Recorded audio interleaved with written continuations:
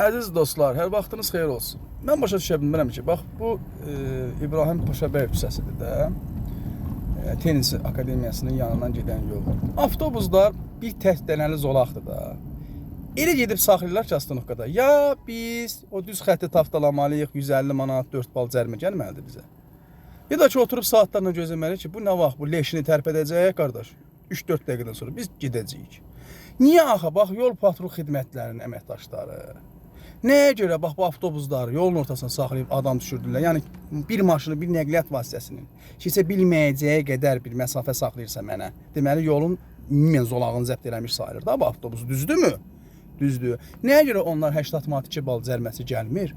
Amma biz yolun ortasında öz zolağımızda, mesela gedəcəyimiz yerdə bir dənə saxlayıb, bir dənə qapı açılıb, təkərə baxıb riski bağlayanda 82 bal gəlir. Xeyr olar. Niyə? Hansı əsasa görə? Niyə?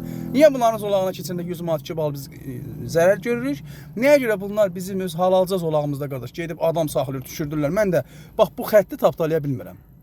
Bundan əvvəldəki Astanovkasında Melorasiya İnstitutunun yanındakı Astanovkada dayandı. Mən keçə bilmədim. Və digər arxadakı nəqliyyat vasitələri də həmçinin. Buna dövlət, aidiyyatı qurumlar necə baxır, nəyə görə göz yumur, bunu bilməliyik. Bu nəyə görə belədir axı? Bax bu nə səbəbə belə olur? Başa düşə bilmirik.